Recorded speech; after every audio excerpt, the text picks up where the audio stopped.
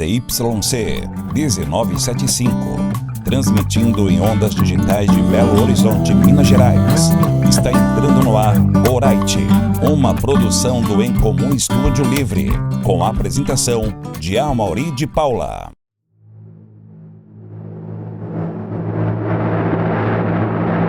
Bom dia, boa tarde, boa noite. Sejam bem-vindos a mais um Orite. A gente gostaria de dizer que é uma edição piloto, na qual a gente discute arte, entretenimento, política, cidade, Belo Horizonte.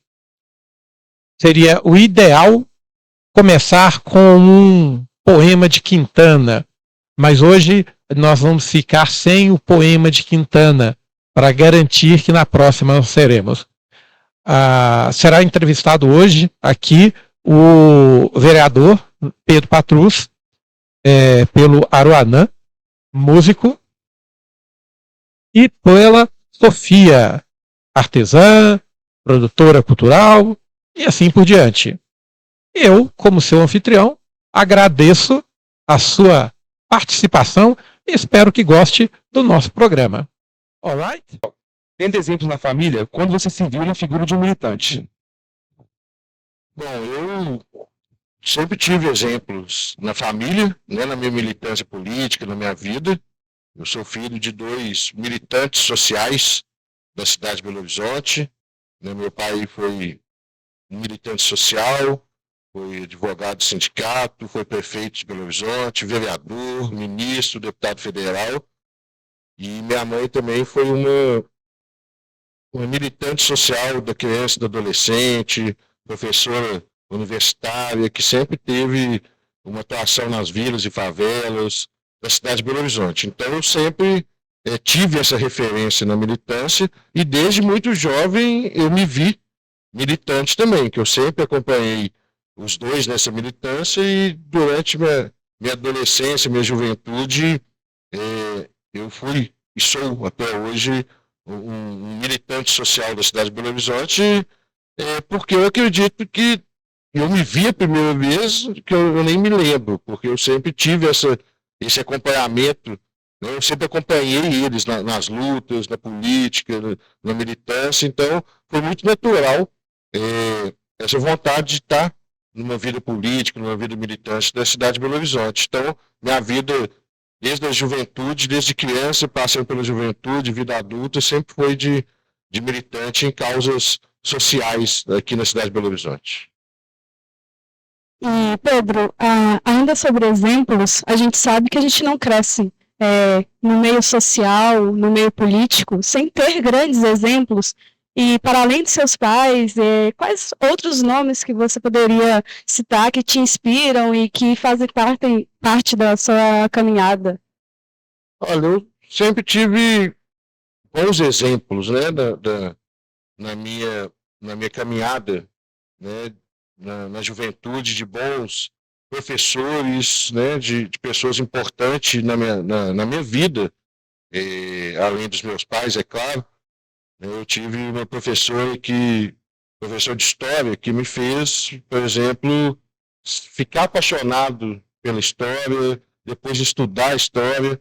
Na faculdade eu tive outros professores que são fundamentais na minha formação, que me fizeram fazer um mestrado também na área de sociologia, na área de história, conhecendo, estudando a cidade de Belo Horizonte, a associação dos favelados de Belo Horizonte. A minha dissertação de mestrado trata exatamente de uma federação nos anos 50, onde as associações das vilas e favelas da cidade de Belo Horizonte se juntam e criam uma federação dos trabalhadores favelados na cidade de Belo Horizonte em busca dos seus direitos. Então, a partir da minha vivência, né, social, acadêmica, com professores, com amigos dos meus pais, com amigos meus, a gente sempre tem uma influência muito forte política, além de pessoas que nos inspiram sempre, né, como o presidente Lula.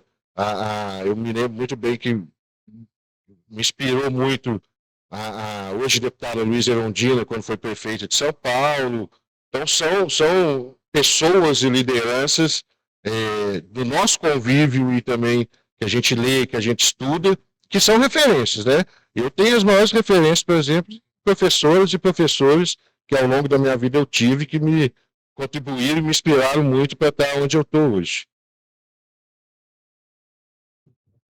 Ó, numa eleição para vereador, como ela se desponta, muitos optam por votar no amigo, no conhecido. Isso é uma lógica que se repete eleição atrás de eleição e se baseia no conceito de vereador de bairro, aquele que está mais próximo para atender as demandas da comunidade. Mas nem sempre isso acontece. Você se propõe a ser um vereador da cidade e como funciona isso na prática? Isso é muito boa, essa pergunta, sabe? Eu acredito, gente, que o vereador, o legislativo municipal, é o político mais próximo da população. Isso é fundamental. No que traz também algumas questões que são diferentes. Por exemplo, existem muitos vereadores e vereadoras que são vereadores de território, que têm os mandatos dentro de um território, né? Eu conheço vereadores que são eleitos por um bairro, né? E eu não, aqui não vai nenhum tipo de julgamento, que é legítimo. Se ele foi eleito, ele está lá, ele tem o direito de estar lá. Mas não é a forma de que eu aprendi a fazer política, do que eu acredito que seja a política, né? Eu acredito que um vereador tem que olhar e trabalhar para a cidade como um todo. Isso é fundamental. Eu vou em muitos encontros, muitos debates, que a pessoa, a primeira coisa que ela pergunta para você é: o que você vai fazer para mim? Isso também não é um julgamento, porque a pessoa também tem as suas necessidades. Depois pergunta: o que você vai fazer aqui para minha rua, para o meu bairro? Né? E eu tenho sempre explicando, e explico para as pessoas, que eu acho que a política também é um momento do diálogo, né, do convencimento, de que se a gente está trabalhando para a cidade ter um transporte coletivo de qualidade, ter um transporte público de qualidade, se a gente está trabalhando para todas as crianças, jovens terem uma educação de qualidade, se a gente está trabalhando para as pessoas terem uma alimentação de qualidade, a gente incentiva, por exemplo, a agricultura, a agroagricultura, a agricultura urbana, se a gente está trabalhando para que as pessoas em situação de rua tenham condições de saírem das ruas da cidade de Belo Horizonte, isso é uma política pública que a gente faz para todo mundo. É isso que a gente tenta explicar para as pessoas, para os moradores. É claro que existem demandas localizadas. Né? Eu conheço, por exemplo, escolas que não têm um quebra-mola na porta e os meninos, os jovens, têm o risco de ser atropelados. É claro que existe necessidade de ter um semáforo em algum lugar. É claro que existe necessidade de tapar buraco na cidade. E essas demandas chegam para nós e nós encaminhamos para a prefeitura, como todas as demandas que vêm da cidade. Porque uma das funções do vereador é exatamente essa, de representar as pessoas. Nós temos 3 funções principais de um vereador. Uma primeira é a de legislar. O que é isso? De criar e fazer as leis da cidade de Belo Horizonte. A segunda é de representar a população de Belo Horizonte.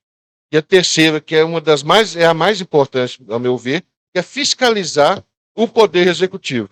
Porque quem tampa o buraco, quem faz quadra, quem constrói posto de saúde, é o poder executivo. Nós representamos as pessoas e cobramos e fiscalizamos para que o poder executivo faça isso. Se tem um buraco na porta da sua casa, o poder executivo tem a obrigação de consertar aquele buraco. As demandas chegam, nós encaminhamos ao poder executivo. Então, tem essa diferença que é fundamental. Não ter um mandato, nosso mandato, por exemplo, não é um mandato de uma região da cidade. Nosso mandato é um mandato de toda a cidade e a gente atua e trata muito da questão das políticas públicas, né, que são essas políticas que eu falei, da saúde, da educação, da assistência social, da segurança alimentar. Nós defendemos e atuamos muito nessas políticas. A gente percebe um crescimento da direita e do conservadorismo no mundo, e aqui no Brasil também seria diferente, né? E levando em consideração que em Belo Horizonte o Zema e o Bolsonaro ganharam nas eleições, eu queria saber o que você acha que fez parte desse crescimento, se esses eleitores já eram conservadores ou de direita, né, com viés mais direita, ou se eles foram levados até esse caminho de votarem em prefeitos e, né, que não fosse da esquerda. Bom, isso também é uma questão interessante que a gente tem que refletir e estudar um pouco sobre esse fenômeno, né? Você tem toda a razão. A direita, existe um crescimento da direita, da extrema-direita, não só na nossa cidade, como no nosso estado, no nosso país e no mundo. A gente tem visto as notícias aí do aumento da, da extrema-direita no mundo, em países importantes que a social-democracia já estava consolidada, uma volta da extrema-direita, é, esse, esse, essa direita vem crescendo em um âmbito mundial mesmo. Trazendo um pouco aqui para Belo Horizonte, é isso, Belo Horizonte, eu não acredito que Belo Horizonte seja uma cidade de direita, não.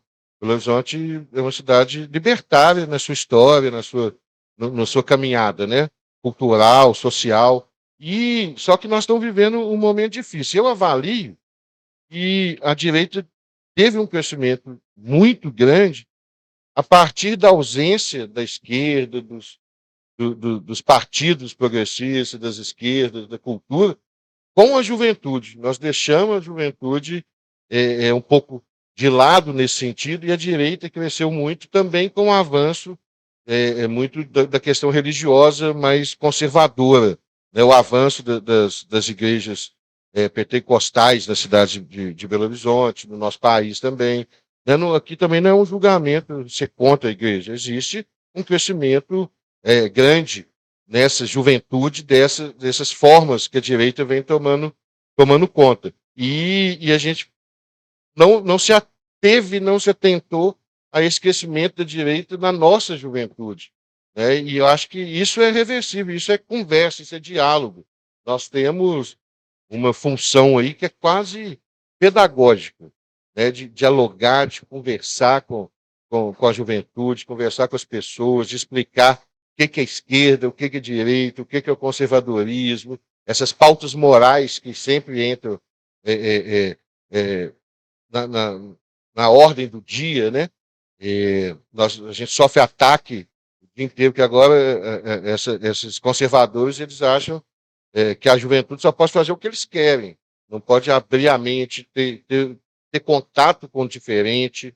Então, eu acho que é fundamental que a gente tenha esse momento de conversa, de diálogo, para explicar às pessoas, né, o que realmente significa o conservadorismo, o que significa a esquerda, o progressismo, como que se diz isso, como que se faz isso, qual que é a importância das políticas públicas, qual que é a importância do Estado. Né? Os conservadores, os neoliberais, eles acham que o Estado tem que ser mínimo. Ou seja, quanto menos o Estado atuar no bem-estar da população, melhor para eles, melhor para a população. A livre concorrência, a questão econômica, que o Estado não regule, que o Estado, né, a questão da própria uberização, né, os aplicativos. Né, assim, não, deixa os aplicativos correr do jeito que é, sem nenhuma, nenhuma regra que o Estado impõe, porque vai ficar mais barato. E a gente defende que sim, a gente tem que ter um Estado que também regulamente as coisas, regulamente as atividades da cidade, regulamente a economia, que contribua para uma cidade melhor, contribua para as políticas públicas. Então aí tem uma diferença. Eu acho que a direita está crescendo, mas nós temos muita condição de reverter esse crescimento. Bom, jogando a conversa um pouco para o nosso lado agora, é sobre a Zona Norte, uma das regionais mais antigas de Belo Horizonte, que junto com o Barreiro foi uma das propulsoras da capital. Com mais de 300 anos de história, Venda Nova conta hoje com um único centro cultural em seus 4 territórios de gestão compartilhada, com um déficit de funcionários nos quadros. Nenhuma previsão de novos espaços de como resolver o problema e do acesso do cidadão ao direito que, na teoria, deveria ser garantido pelo Estado. O que você traz de propostas para que possam dialogar com a ampliação desse direito? Bom, essa é uma questão importante também, né? Eu acredito E a cultura, por exemplo, né, que você colocou muito bem, ela deve ser descentralizada. As pessoas têm que ter, nas suas regiões, nos seus bairros, nos seus regionais, acesso à cultura. Mas, ao mesmo tempo, nós também temos que trazer essas pessoas para o acesso à cultura, a ocupação do centro da cidade. Então, existem dois movimentos. Né? E essa questão que você coloca dos centros culturais também é fundamental. É uma regional da importância que tem Venda Nova, por exemplo, não pode ter só um centro cultural. Uma regional grande, quase uma outra cidade que a gente conhece, o Vetor Norte. É fundamental que as pessoas tenham acesso à cultura onde elas estão também. Né? Então, a principal questão que vocês colocam, que está colocada aí, é essa descentralização da cultura na cidade de Belo Horizonte. A cultura não pode ser só para quem tem dinheiro. A cultura não é só para quem está na regional Centro-Sul. A cultura tem que estar em todas as regionais da cidade de Belo Horizonte. Nesse sentido, as propostas são essas. É de que a gente consiga incentivar a prefeitura, incentivar o poder executivo a descentralizar. Né? Os centros culturais são fundamentais. É lá que acontece a cultura. Lá que a cultura de rua às vezes funciona, as batalhas de rima, né? O grafite, lá que tem terceira idade, lá que tem criança, lá que tem a política cultural acontece. Então, incentivar a criação de novos espaços na cidade de Belo Horizonte, principalmente na periferia nas regionais mais afastadas, é fundamental que a gente faça isso. Por exemplo, as coisas só acontecem, gente, na política, quando tem pressão. Né? A gente brinca muito que político é igual feijão, só funciona na pressão. Então, a comunidade também tem que se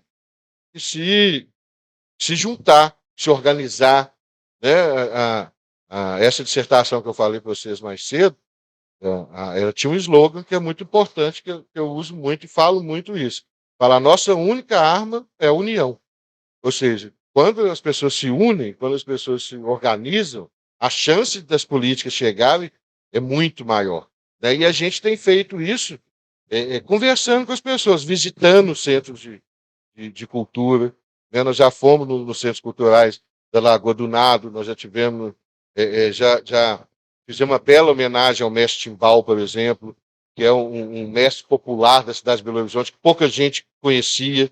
Levamos ele para a Câmara, demos um prêmio da importância da obra cultural dele. Então, a nossa função também é de fazer exatamente isso, de colocar e incentivar a cultura periférica da cidade de Belo Horizonte. A gente sabe que Belo Horizonte já foi mais participativo. A gente lembra do orçamento participativo, né? E, por outro lado, a gente entende que os fazedores de arte e produtores culturais se encontram, assim, na amargura. Porque a gente passa por situações precárias e de forma que, às vezes, não dá para sobreviver pela base da arte.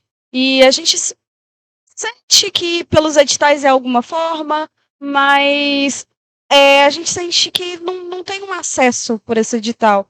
O edital, os editais de cultura de Belo Horizonte, eles se dizem mais abertos, mais fáceis até, e não é isso que os artistas e produtores culturais vêm encontrando, assim. Em teoria, era para ser um acesso garantido também, né? Que os produtores e artistas pudessem levar isso, né, para a população. E eu queria saber onde que você acha que precisa melhorar para as pessoas comuns consiga ter voz novamente na cidade. É isso, assim. Belo Horizonte já foi mais participativo. A participação das pessoas na vida política da cidade é fundamental. Né? E a cultura não é diferente. Né? Só para vocês terem ideia, a maioria dos centros culturais da cidade de Belo Horizonte foram construídos através do orçamento participativo. Essa participação, a comunidade demandava a participação, a construção de centros culturais da cultura nas regionais. Então, tem duas questões. Uma questão é essa, da participação. A outra questão que você colocou muito bem é a questão do acesso dos artistas à política pública cultural da cidade de Belo Horizonte. Né? A gente tem recebido muitos artistas, muitas pessoas no nosso mandato, e essa reclamação é fundamental, a dificuldade do acesso aos editais de cultura na cidade de Belo Horizonte, por exemplo. E quem tem esse acesso são as pessoas que têm mais condição.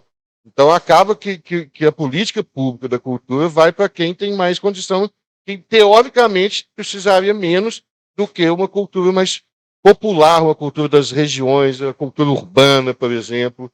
Né? A burocratização é muito grande. Nós identificamos isso, por exemplo, com as batalhas de rimas da cidade de Belo Horizonte.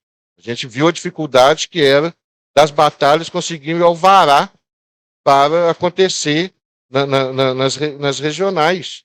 Né? Você tem várias batalhas, centenas de batalhas na cidade de Belo Horizonte, que às vezes faz a batalha sem o alvará, a polícia chega, espana todo mundo, não pode fazer, e aí nós começamos a entender a importância que é desburocratizar o acesso à realização de eventos, por exemplo, e fizemos alguns vereadores progressistas da Câmara, um projeto que facilita a retirada desse alvará para que as batalhas consigam funcionar, os saraus, né, os slams, as batalhas de rima. Isso acho que a gente tem que aumentar também para a cultura geral, né, não só de alvará, mas de acesso aos editais. Né? Os editais hoje são uma forma de política pública fundamental que, teoricamente, daria condição das pessoas que produzem cultura na cidade de Belo Horizonte, que não tem tantas condições, conseguir chegar a adquirir incentivo do poder público. Então, eu acho mesmo que essa questão dos editais, da lei de incentivo, né, tem que ser desburocratizada e ter um acesso mais fácil para os produtores e os fazedores de cultura, principalmente os produtores e fazedores de culturas populares na cidade de Belo Horizonte, que é muito rica. Né? Belo Horizonte, tradicionalmente, tem uma cultura que é fundamental. Belo Horizonte é uma síntese do estado de Minas Gerais. Então, tem todos os tipos de cultura aqui em Belo Horizonte e a gente tem que incentivar. E incentivar é o poder público contribuir para essa cultura. É a pessoa ter condição de fazer, de produzir um espetáculo, produzir um show, produzir um livro, produzir uma revista. Isso é incentivo do público para os fazedores de arte. Pedro, você como cidadão, o que você gosta de fazer em seus momentos livres e seus momentos de lazer?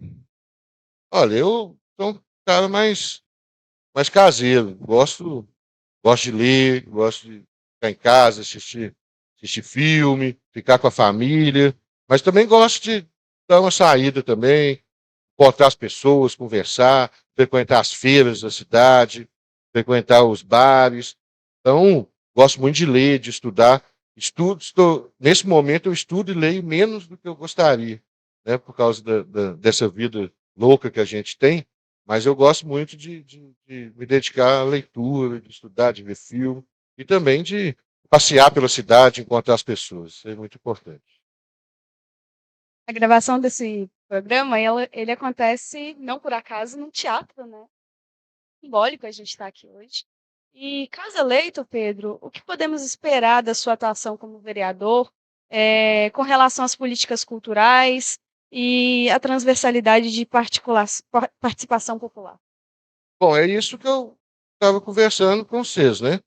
Essa pergunta aí é uma síntese do nosso diálogo aqui, né? Que é exatamente esse incentivo à cultura da cidade de Belo Horizonte, essa facilitação do acesso aos editais, facilitação do acesso às políticas públicas, a descentralização da política, né, que as pessoas possam, perto da sua casa, perto do seu local de moradia, de convivência, ter acesso à cultura, incentivar aos artistas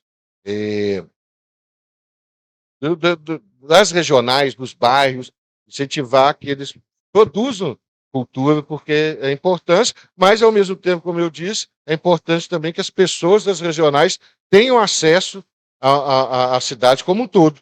Né? Por isso está interligada a questão do transporte coletivo, está interligada a questão do orçamento participativo, da participação popular, dos conselhos, do Conselho da Cultura, que tem eleição por agora para acontecer, a participação da comunidade na vida cultural de Belo Horizonte é fundamental. O acesso aos grandes eventos, né, aos festivais que a cidade tem, né, ao festival de quadrinho que aconteceu, festival de teatro, festival de dança negra, o festival da arte negra, ao festival de dança, o festival de bandas independentes, qualquer tipo de festival, Belo Horizonte pulsa essa arte independente. Então, fomentar que essas pessoas tenham condição de realizar a sua arte na cidade de Belo Horizonte.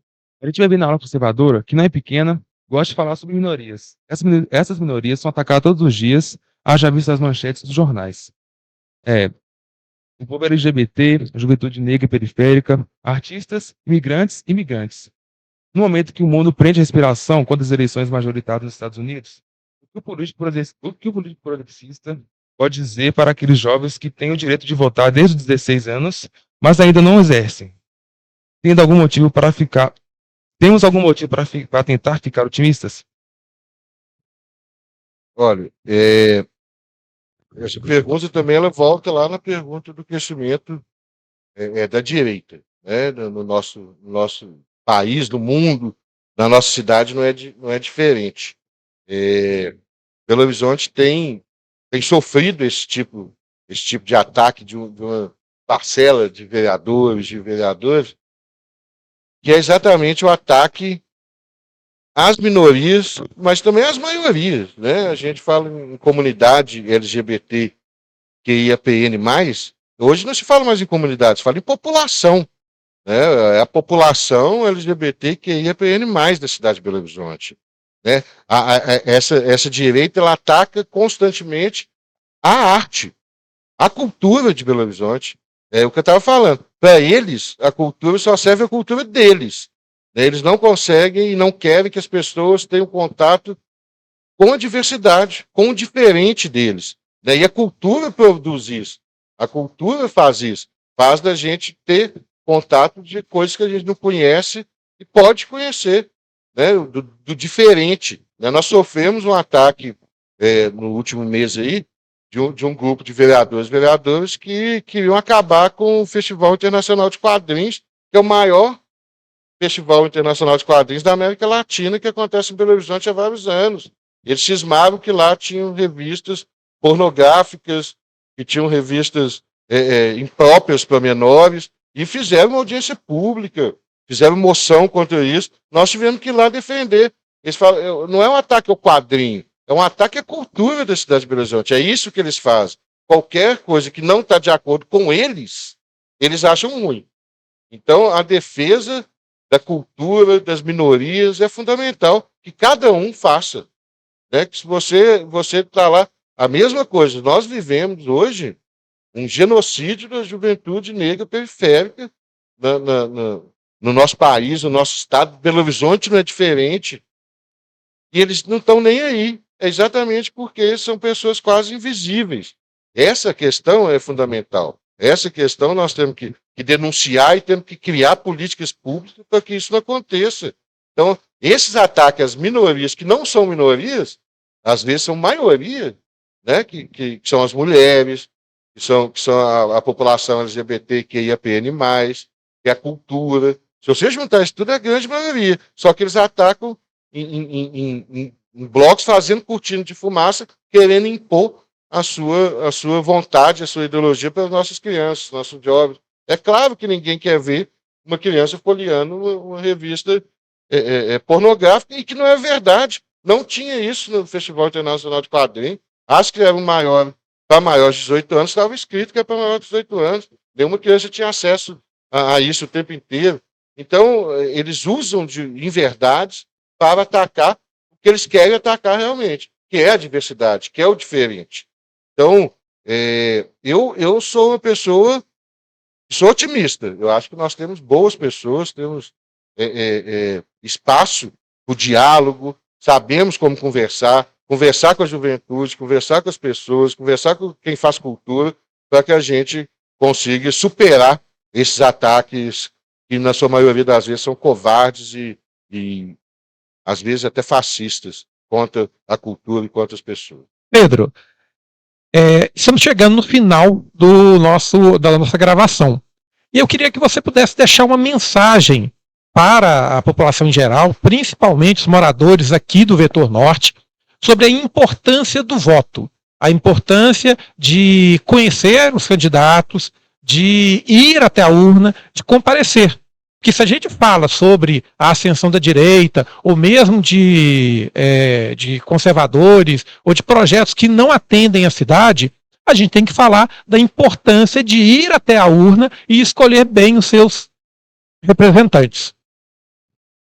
Bom, é exatamente essa a importância, sabe? Assim, eu tenho escutado a vida inteira e eu não mexo com política, eu não gosto de política, mas a política faz parte da nossa vida, do nosso dia a dia, né? Então, é fundamental que a gente participe e fique atento, né? É fundamental que vá lá votar, porque depois não adianta reclamar porque, não fui votar ou vou votar em branco. Votar em branco, você está votando exatamente na pessoa que vai ganhar, né? Então, a sua posição, o seu voto é fundamental que tenha. Nós temos visto um crescimento da abstenção na nossa cidade, nas últimas eleições, e é importante que a pessoa vá lá votar, coloque seu voto, conheça os candidatos, a posição, a proposta de cada pessoa, se é do seu bairro, se não é do seu bairro, o que ela defende,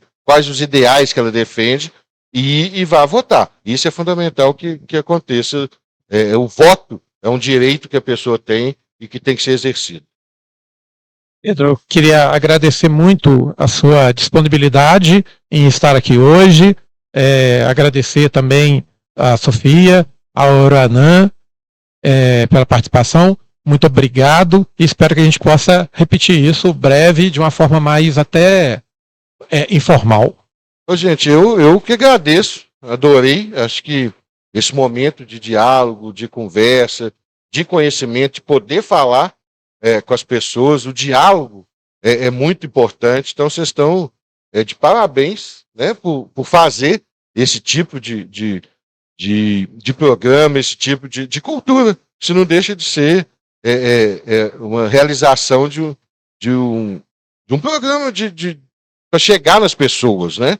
Então, vocês estão de parabéns que esse exemplo que vocês fazem sirva para outros eventos e outros encontros de conversa, de diálogo com a população. Espero que vocês tenham gostado também um pouco da nossa posição enquanto vereadores, mas enquanto pessoas, né? Porque eu acredito que nós temos que ter lado nessa vida.